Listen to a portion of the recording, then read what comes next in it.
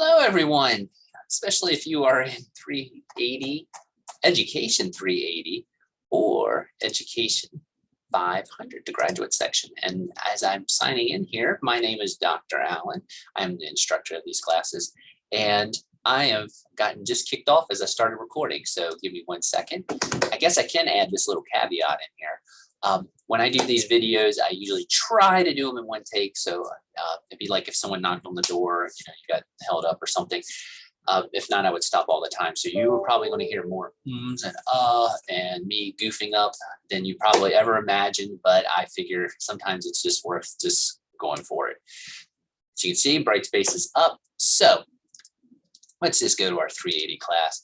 And let me go ahead and give an explanation. If you are in Education 500, this is a cross-listed class. So this class is both undergraduate Education 380 and graduate Education 500.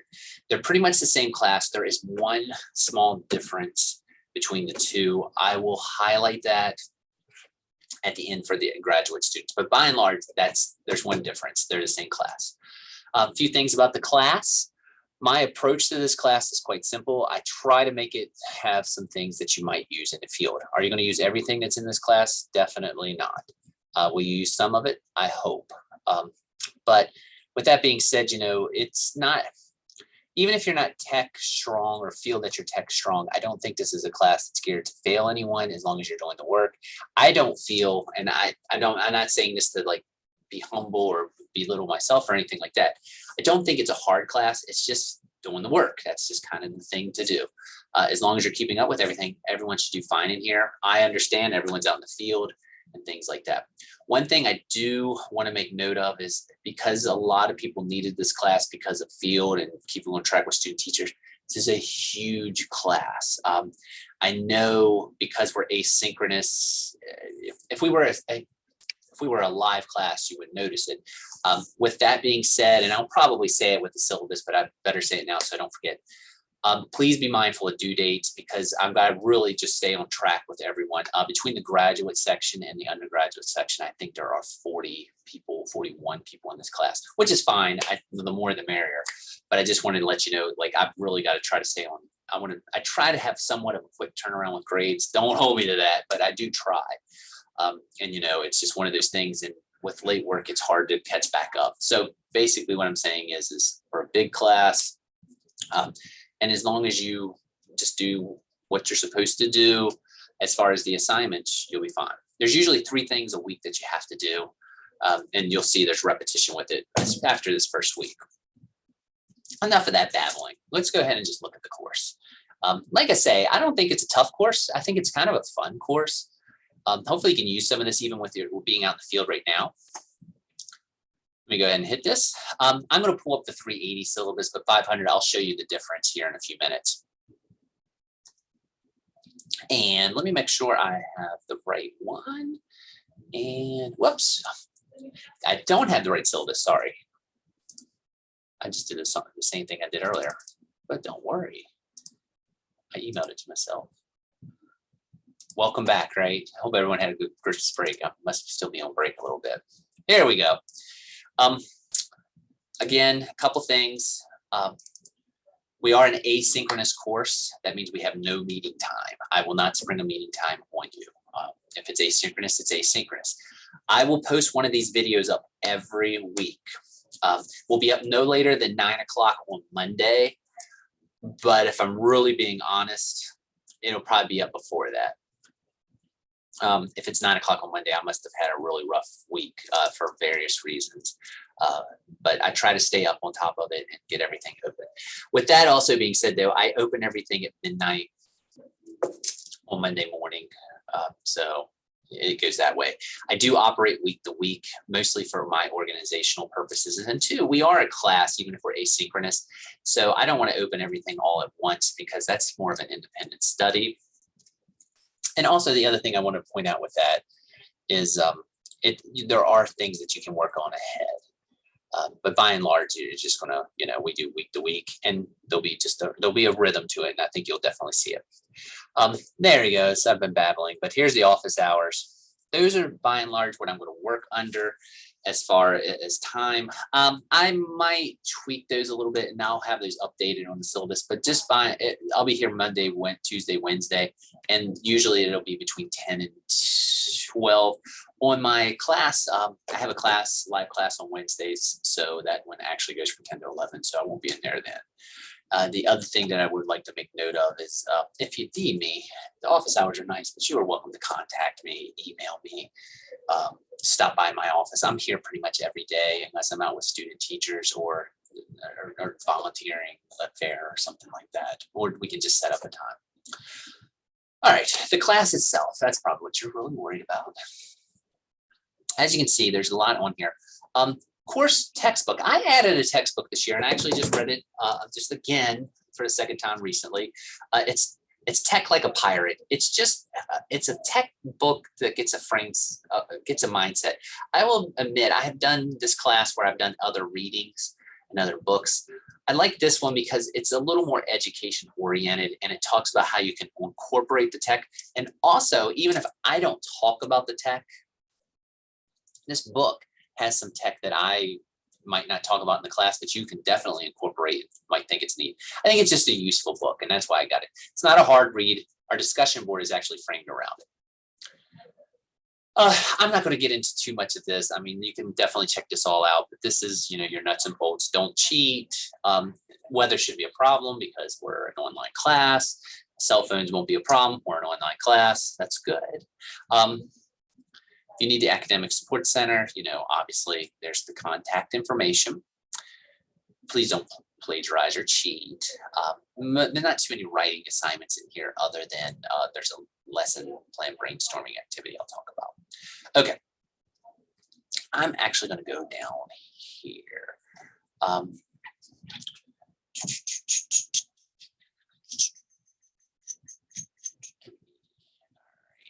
right. Yeah, this will work a little better. Actually, the research paper there, I'm glad I put that on there because that's for 500. Okay, here we go. There are a few things you have to do. There are 10 discussion posts that reflect the readings. Those are all related to Tech Like a Pirate. And let me go over here and show you. I'll get out of this whole junk here. Let's just get out of that. Discussions, I think I have them all up actually. There they are. They're all up and ready to go. There's 10 of them. We'll do one a week. They will be here under discussions. They are also will be located each week under course content. So if you click the content button and hit week 1, they'll be there. So there you go. I don't think there's an actual discussion for, there is one this week actually. I'll tell you about that one here in a minute too. All right. And such. All right. Next thing. Let me go back to my syllabus. Maybe. Scroll down. All right. You have here's 10 discussions based on the readings. There is, I'll jump back up there. There's something called a lesson plan brainstorming. I will get into that as the course goes on. It's not, it's an outline. There's a template. It's already posted up, and you're going to look at certain things that we talk about in class, like what text you can incorporate, how does it align to your standards. We're going to talk about 21st century skills, things like that. So I want to make sure that you know those things. That's what the brainstorming thing is. And you're going to kind of brainstorm or outline at least 3 lesson plans that you could teach using tech and incorporating some 21st century lesson skills. It's not detailed. There's examples. It's not going to be a super detailed lesson plan. It's just kind of a brainstorming. That's the simplest way I can say it. And again, I'll get into that a little bit more. I'm not going to get sidetracked today with it too much. I might even highlight it tomorrow or in the coming weeks, but it's not due until the end of the semester or towards the end of the semester.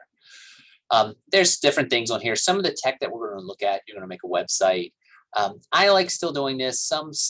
I could say it's getting a little antiquated, mostly because a lot of places use, of course, Schoology and Canvas and things like that. But I still think it's a good skill to have, even though they're simplistic. You can even have your students make them. We're going to talk a little bit about Google Classroom, Quizlet, and HyperDocs. We're going to talk about presentation software, Nearpod or Pear Deck, Edpuzzle, very cool tech, Formative assessment tech, Kahoot, quiz, all those things. Talk about some of the portfolio things like Padlet and Wakelet. You're going to create a short video lesson. We'll talk about that when the lesson comes up. You have a lot of freedom about how you want to actually create the video and what you want to use to create the video. You may just use your phone. It's to get you a little comfortable filming yourself before NTPA comes up. We're going to do Flipgrid. I think with the pandemic, before no one knew about Flipgrid, now everyone knows about it, but still do that. We're going to make some QR codes. Then there's some fun tech related to specific disciplines. I know we have a lot of people that might be from physical education that, you know, some of these things you might use, but you might have field specific things. You might be in science and have field specific things that you want to use in tech and talk about. So you'll be able to do that. If you notice on the discussion boards, there's also something called blogs. The blogs are something that I just ask with each tech. So if we're doing Wakelet one week, you're just going to do a blog on Wakelet. And by the way, the blogs are only a sentence or two. Like, I think I would use Wakelet because it helps me keep organized. That would be the blog. I hated Wakelet. I'll never use it. I thought it was a little too choppy to use and too complicated. That's things like that. Discussion posts have to have a little meat, 250 words. The blogs are just literally, it's like I say, 2 to 3 sentences. And be honest, I don't have stock in any of these companies. So if you don't like it, it's not going to bother me at all. I might think, wow, I wonder, I'm surprised they didn't like it. But as far as like holding it against you or worried about the company, no, don't have to worry about that. One other thing, and I'm going to say this before, I'm still holding true to this. I almost removed this, but I just think it helps so much with getting used to. Your final, which you can do anytime. There are 2 things you can choose from. You can do Apple Teacher Certification, which is free. And I'll go into this a little more as the class it goes on. Or you can do Google Level Teacher Certification 1, which I will tell you right now costs $10. And of the 2, it seems like Google is harder. It seems like more people struggle with Google than they do Apple. But with that being said, your only requirement for either one of these is to complete it or try it. So if you do the Google Level 1 certification and try to be certified and you don't happen to pass the test the first time from Google, that's fine. I'm not asking you to redo it. I'm not asking you to re-register and waste another $10. You just need to send me a verification screenshot or something that you took the tests or such. The Apple, you just send me, they give you a certificate once you complete it. It's more step-by-step. I'll talk about those a little more as we get closer, but again, you can just pick which one you want to do. It doesn't matter to me, Google or Apple. There's 500 points in this class. And there's the grading scale. You know what, instead of throwing this at the end, I think I left it on here and I probably did it on purpose. This is not a requirement for 380. But for 500, just the graduate students, there is a research paper component.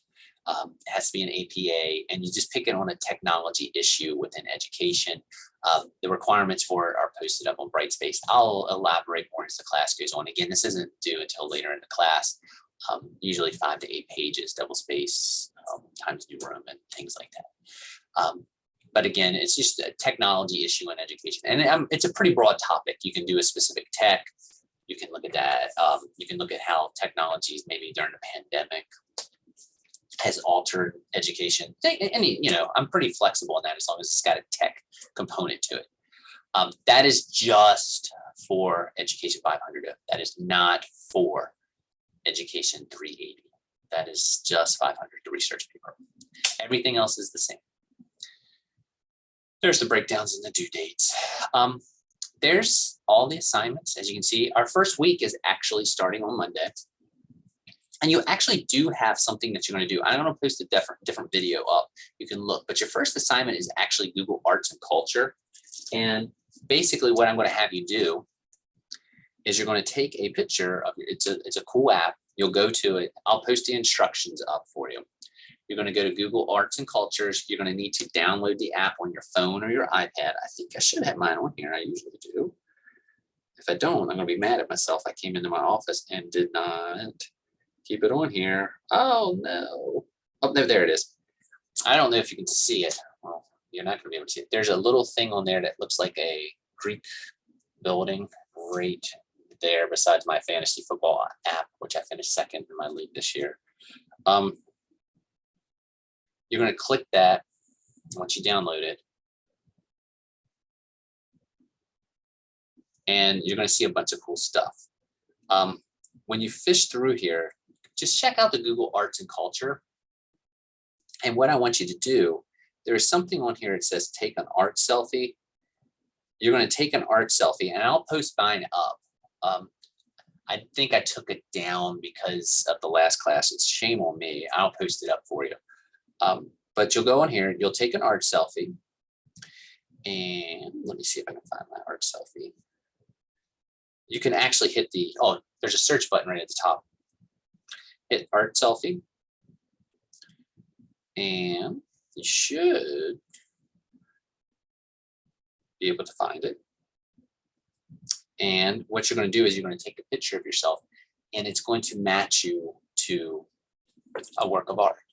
And what I want you to do for your first discussion is basically take that picture, give yourself a little introduction, say, hey, I am Jason Allen. I live in Martinsburg, West Virginia. I am a senior at Shepherd, and this is my art selfie. I don't think it looks anything like me.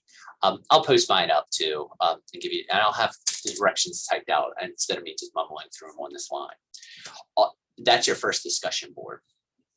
And then I want you to go to the blog and just review it. Do you think you would ever use Google Arts and Culture? And you can talk about the whole app. If you don't think you will, that's fine. If not, and that'll give you an idea of what our weeks are going to be like. Our weeks are mostly going to be, as you can see, as you can maybe see, there's going to be a tech. This week it's arts and culture. There's going to be a discussion 1. There's going to be a blog 1. And that's on the arts and culture. That's it. Then the next week, there's going to be, you're going to create a website. You're going to do a blog.